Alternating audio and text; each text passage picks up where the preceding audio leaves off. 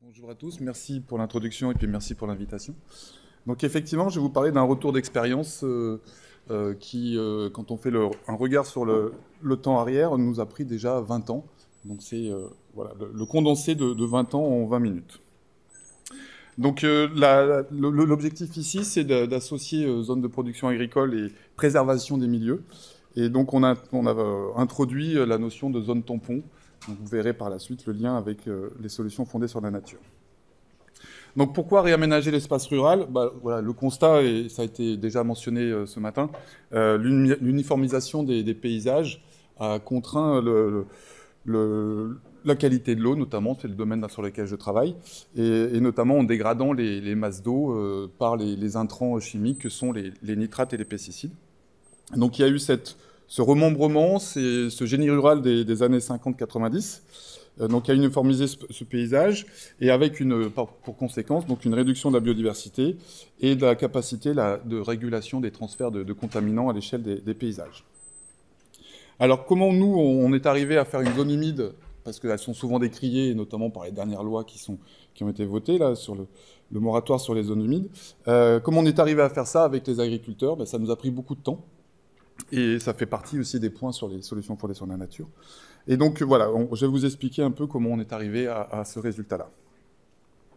Alors déjà, la première chose, en tant qu'hydrologue, quand on regarde un bassin versant, on va regarder ses fonctions hydrologiques, donc les fonctions de production d'eau et les fonctions de rétention. Donc on va regarder le bassin versant comme des zones de corridor qui vont faire transiter l'eau, et puis des zones où on va pouvoir retenir l'eau.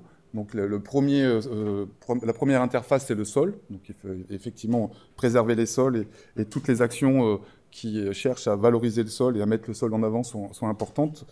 Et puis après, derrière, il y a tout le chemin de l'eau. Et donc qu'est-ce qu'on peut faire sur le chemin de l'eau entre la zone de production agricole et le milieu récepteur, qui est le cours d'eau, dans notre cas, ou voire la nappe. Et donc c'est là où on peut mettre en place des zones de rétention. Donc vous en connaissez déjà quelques-unes. Vous avez donc le concept de zone tampon, c'est vraiment un intermédiaire en zone d'interface entre la zone de production et le milieu aquatique.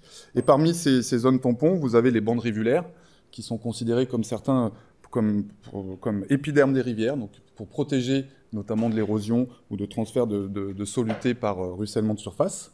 Et puis vous avez aussi les zones humides, qui sont considérées comme les reins de la nature, qui permettent de filtrer l'eau ou de l'épurer.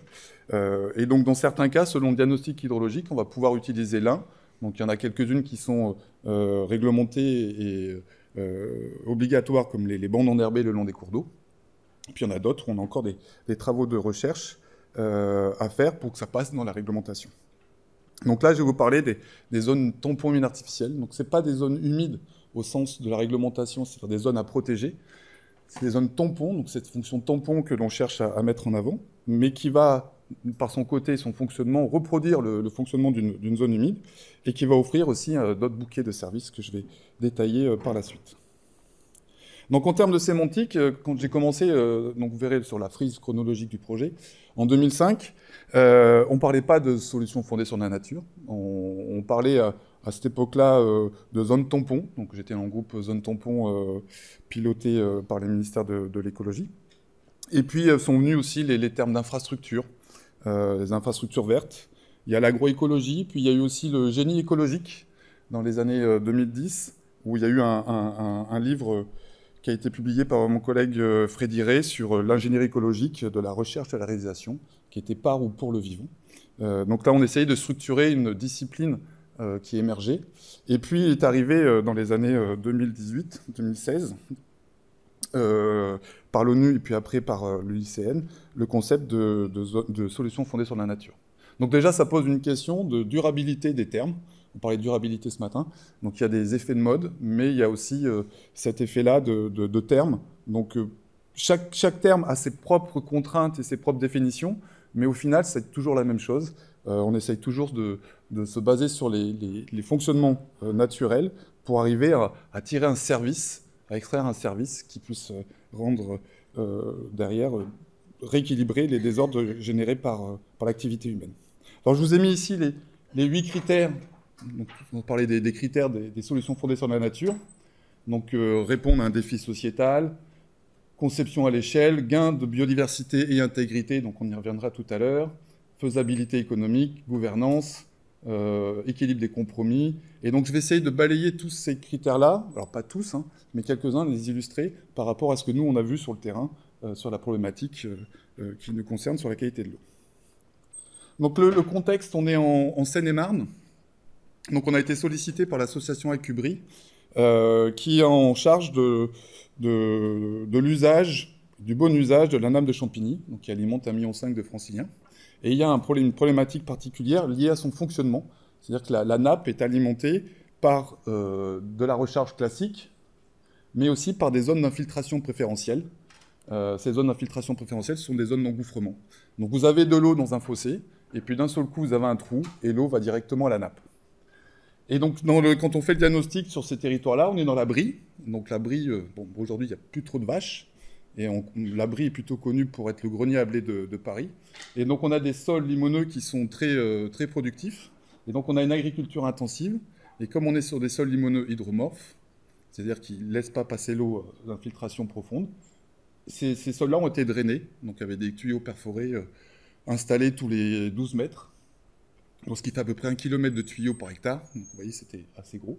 Et ces eaux de drainage qui sont collectées vont dans des fossés, et les fossés vont se retrouver dans les gouffres, et donc contaminer la nappe souterraine. Donc ça apporte une vulnérabilité de la nappe à la pollution diffuse. Et l'objectif du projet, initialement, c'était quelle solution on peut avoir, en complément des changements de pratiques, bien sûr, l'adaptation des pratiques. Mais on voit qu'aujourd'hui, ça n'a pas été un large succès.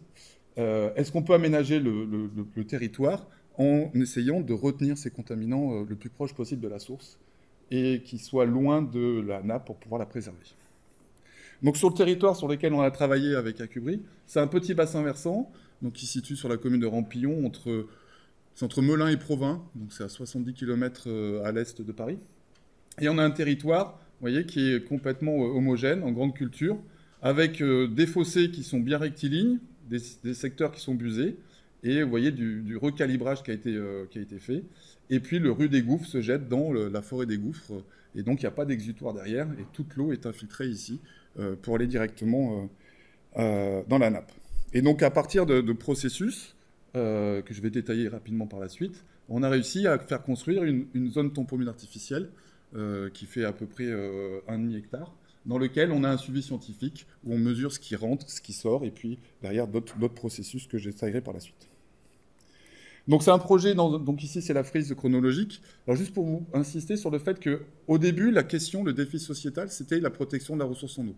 Donc cette question de nutriments et de pesticides. Et puis après, au fur et à mesure, donc on a commencé les étapes de co-construction avec les acteurs. Donc là, la gouvernance inclusive avec les acteurs. Ça nous a pris 5 ans avant la construction de la zone humide. Et après, on a commencé le suivi scientifique à partir de 2012. Donc vous voyez qu'on a 13 ans de mesures sur cette zone-là pour voir son évolution en termes de performance sur la qualité de l'eau, mais aussi sur les autres services. Les autres services, ils sont arrivés où? Ils sont arrivés à partir des années 2016, quand on a constaté que ce milieu-là, il pouvait aussi apporter d'autres solutions, notamment sur la biodiversité. Dans ce paysage qui était complètement homogène, créer cette zone humide-là a ramené de la biodiversité. Donc on a cherché à évaluer cette biodiversité-là et à évaluer un peu ces services écosystémiques. Puis on a essayé de voir comment on pouvait démultiplier cette expérimentation-là à un territoire plus large, fait de démonstrations. Donc là, on a introduit le dialogue territorial pour travailler avec les différents acteurs, pas que ceux du territoire, mais aussi plus largement ceux du grand territoire. Et puis après, on a continué quand même sur nos questions de fond sur la modélisation géochimique, sur les pesticides et les nitrates, à travers de projets. Et puis, on a intégré le projet Life Artisan, et on est un site démonstrateur, justement, de ce projet Life Artisan, qui vous a été présenté rapidement ce matin.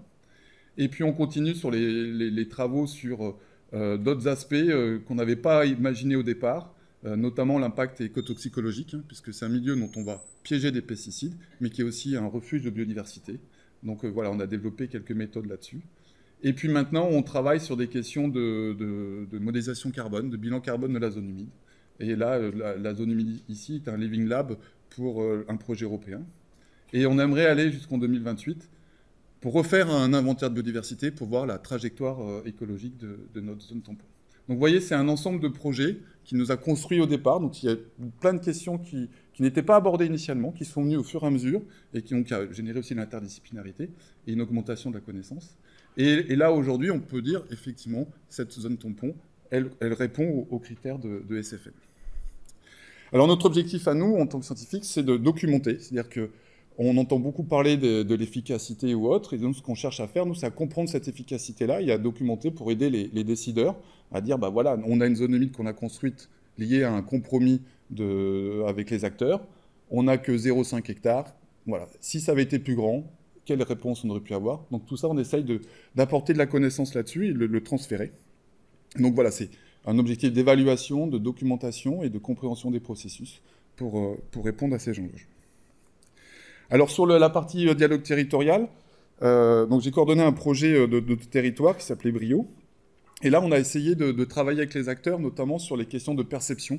Puisque quand on parle de biodiversité, c'est sympathique, mais comment elle est perçue par les acteurs locaux? Ça, c'était une question. Et puis là, on a vu qu'il y avait un manque de connaissances, donc on a essayé de partager les connaissances avec les acteurs, justement, en allant sur le terrain.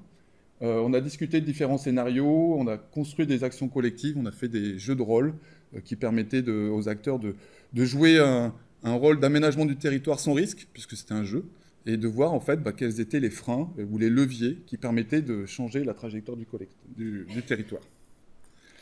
Alors, la première question qu'on a posée justement pour le recueil des perceptions, c'était qu'évoquent pour vous les termes zone tampon et biodiversité? Donc là, on était en 2016-2017. Donc c'était pour partager un langage commun et on s'appuie en fait sur une méthode météo qui était un outil pour protéger les captages, donc de recueil des perceptions pour protéger les captages, qu'on a adapté à notre cas ici de zone tampon. Donc on a créé des cartes et le but c'était à partir de cette question-là de choisir des cartes et d'argumenter sa réponse avec les cartes qui ont été choisies. Donc ça permet de structurer la réponse. Et juste ici pour résumer, un petit verbatim des résultats de cette perception, c'est que la biodiversité, elle est plutôt vue comme utilitariste, c'est-à-dire qu'on veut bien la biodiversité qu'on aime bien, mais la biodiversité au sens large, la sauvage, elle est non souhaitée. On voit qu'on cherche à maîtriser une nature qui était hostile et dangereuse, notamment avec les nuisibles ou les invasifs. Mais d'un autre cas, il y avait d'autres acteurs qui ont démontré que pour eux, la perception de la biodiversité dans le territoire de la Brie, c'était plutôt un désert de biodiversité, puisqu'il n'y avait que des champs, il n'y avait pas beaucoup d'îlots ou de cœurs de biodiversité. Puis sur la question des zones tampons, c'était plutôt vu comme des espaces contraignants, parce que voilà, il y a la maîtrise du foncier, ça prend du foncier, et ce foncier-là, il est non productif, et donc il y avait une notion de perte économique, et donc de dévalorisation économique de ces milieux-là, parce que, comme ça a été dit tout à l'heure, il n'y a pas de rétribution, même s'il peut y avoir des PSE, des paiements pour services rendus, il n'y avait pas encore cette notion-là de monétaire. Alors après, à partir de ça, on est allé sur le terrain, on a montré ce qu'on faisait aux acteurs. Donc on a expliqué aux différents acteurs présents ici, là, sur la photo, voilà, comment on faisait pour acquérir de la donnée, qu'est-ce que ça impliquait derrière. Donc je vais vous détailler par la suite le protocole. Mais ça nous a permis d'échanger et puis de voir que les données qui étaient prises ici, ou celles que l'on communiquait, elles venaient vraiment du terrain. Et on pouvait s'appuyer vraiment sur des données de leur territoire. Et donc c'est un des verbatims des agriculteurs, c'est qu'effectivement on a des résultats réels, avec toutes les variabilités du climat, justement en ce moment il y a beaucoup de variabilités, beaucoup d'aléas climatiques.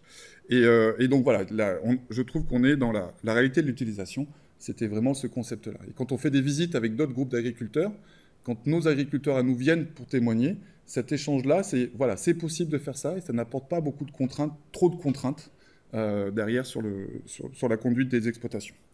Et on a aussi mis en place un parcours pédagogique qui permet de partager, de rendre visible l'invisible et de partager avec les visiteurs. Alors en termes de végétation dessus, la végétation elle bouge pas mal, elle varie. Donc on a eu de la végétation au départ. Donc on a principalement des végétations typiques des milieux humides, avec des carex, des phragmites, des typhas, des joncs. On a une évolution de la couverture qui varie selon le temps et ce qui varie surtout selon la présence du ragondin, qui est une espèce qui on ne peut pas dire forcément ingénieur, mais qui module pas mal la végétation. Et donc on a une végétation qui fluctue, mais dans le principe d'ingénierie écologique, on laisse l'écosystème trouver sa propre trajectoire. Alors en termes d'évaluation de la stratégie, c'est qu'on mesure ce qui rentre ici. Donc on a la zone humide qui est en parallèle du cours d'eau. Donc on mesure ce qui rentre à partir de débitmètres, de préleveurs d'échantillons, et on mesure ce qui sort, et à partir de cette comparaison de flux, on peut arriver à quantifier ce qui rentre et ce qui sort pour les nitrates et les pesticides.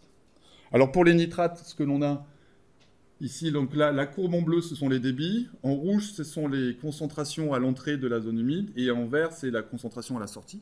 Donc on voit que le vert est en dessous du rouge, donc c'est plutôt pas mal, mais on a des grandes variations d'efficacité qui vont dépendre de la température, de l'activité biologique, et aussi des temps de séjour de l'eau. Donc ça, c'est le dimensionnement qui peut permettre d'optimiser cette partie efficacité.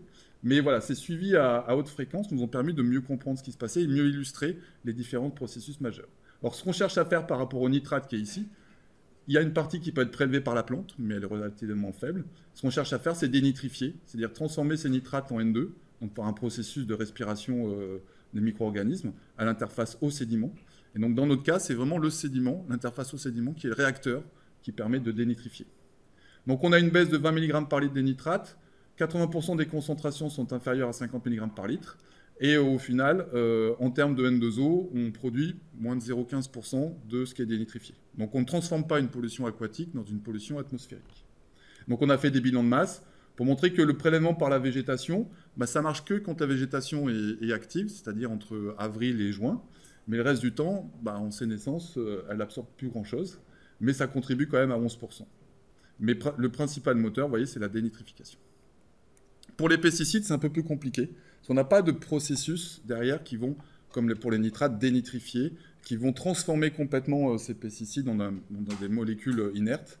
On va avoir une efficacité entrée-sortie. Donc ça, c'est le bilan boîte noire. Donc on regarde ce qui rentre et ce qui sort. Donc il y a certaines molécules, vous voyez, qui sont bien retenues par la zone humide. Et puis il y en a d'autres, ils se comportent comme des traceurs de l'eau.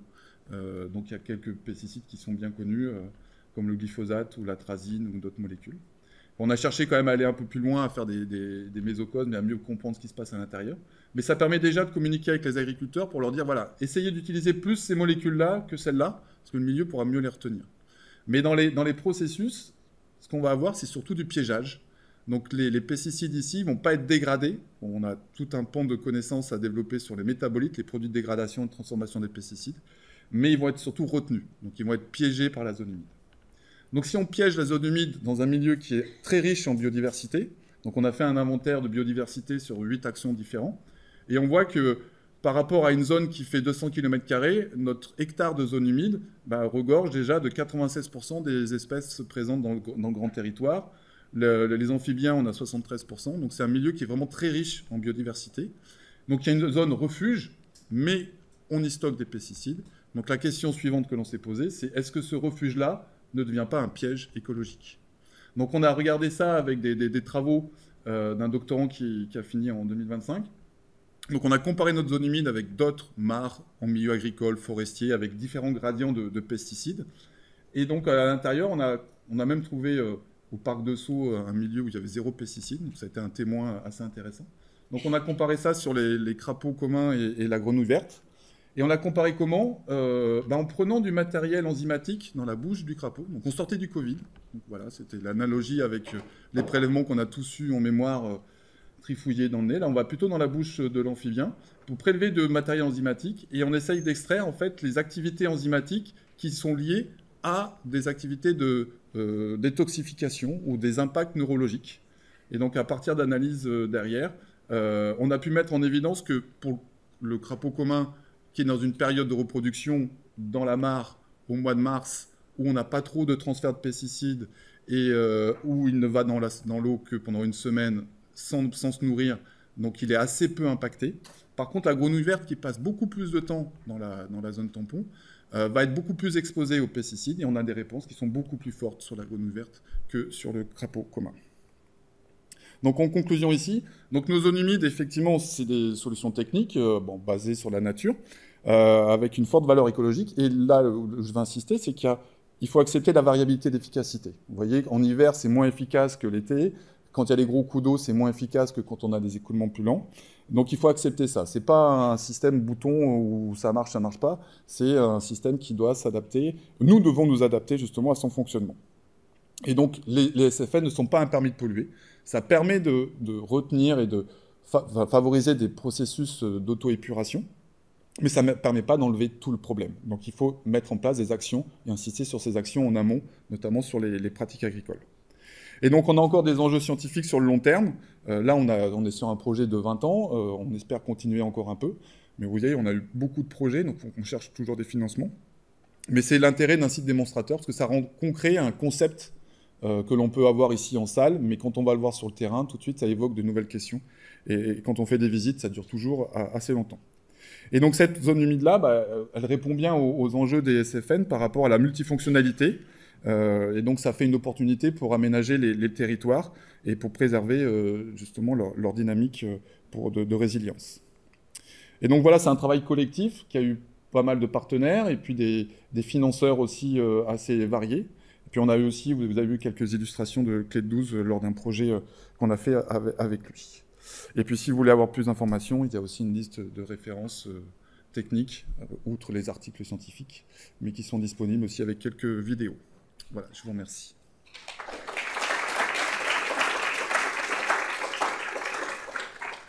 Merci pour cette présentation. Nous avons maintenant quelques questions de la salle. Donc, je vais commencer avec une question concernant les termes utilisés dont vous avez parlé au tout début de votre présentation.